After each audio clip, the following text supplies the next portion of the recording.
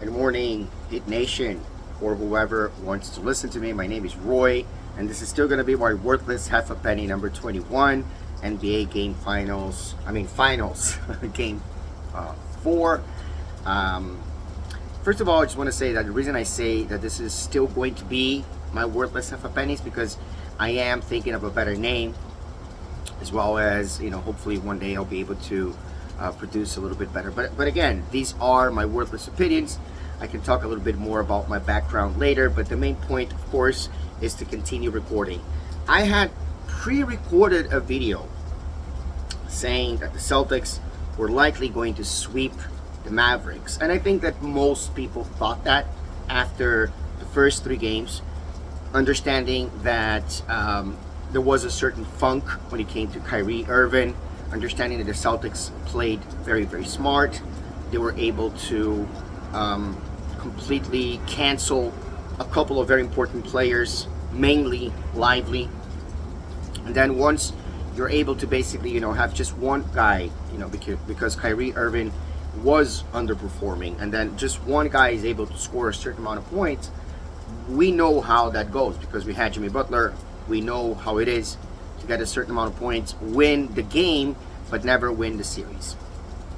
And then we have a situation like yesterday in which the Mavericks beat the Celtics. And the difference between this exception to all other exceptions that we've had in the past, for example, the Miami Heat beating the Celtics without Jimmy Butler, without Rozier, with Duncan Robinson playing injured, without Josh Richardson, right? And we still got that win because we had a record amount of threes. I think the difference is that this time the Mavericks actually found their game.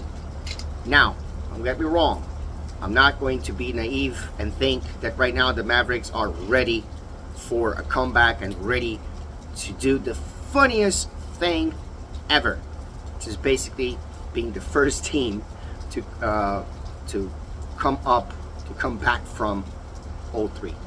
Now, how many teams have been able to at least tie the series up and force a game 7? Remember, there are over 150 games that were down 0-3 series, that were down 0-3, and none of them, no team has ever been able to come back from that. So I'm not expecting the Mavericks to be the first one.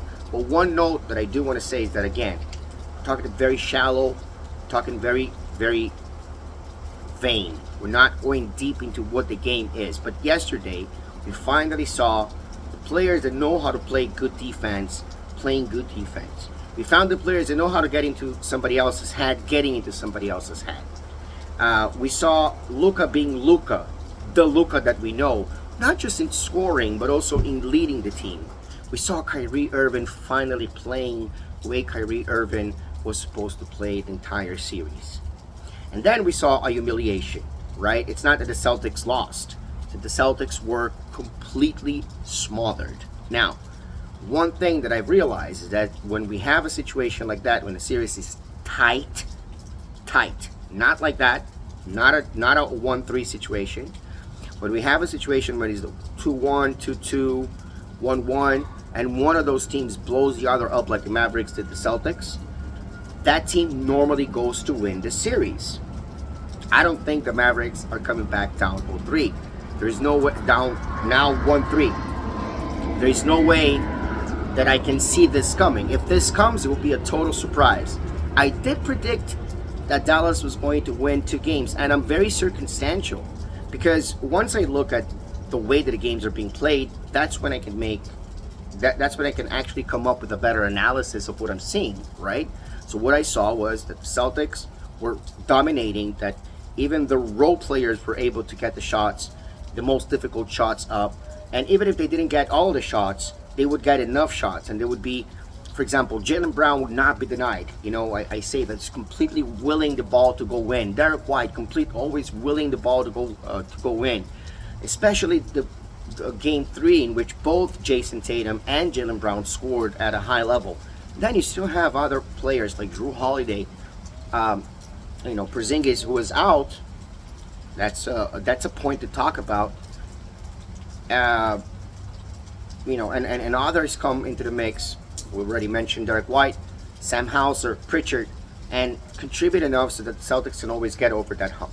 Now, of course, now the Celtics can say we are injured, but that crying is just not going to work because they got to that position where they were injured. But again, I don't think that I think that I always think of conspiracy theories in my mind. What if the Boston purposely did that so that the first ring that they get since 2008 is it's an airplane. That's why I don't record outside very much. Yeah, what if they just wanted it to be in Boston and just simply not have it in Dallas? And why not a gentleman's sweep over a sweep? You don't need to break certain kinds of records when your season was tainted, and that's what I was going to say. So the Celtics playoff run is tainted, but not the season. And looking at the season, and looking how the Celtics is, of course, the thought to the future is what are other teams going to do to beat the Celtics? But as Ethan Skolnick said, and I agree with him, you don't build teams to beat one team. The Celtics didn't build a team to beat the Nuggets, right? That's not what happened. I think that the Thunder built a team that was, specifically effective against the Nuggets, for example. I'm not sure if the Mavericks would have had the same success as the Thunder did. And at the same time, the Mavericks wiped out the Thunder because they weren't ready for the Mavericks' style of playing. And at the same time, of course, Tatum says we're going to have to do it next year. Yes, if that's how dynasties are made. Last dynasty being that of the Warriors. So Jason, if you want to make this happen again, or if you want to legitimize the greatness of your team, you're going to have to do this again, absolutely. But it doesn't take away from the Celtics season.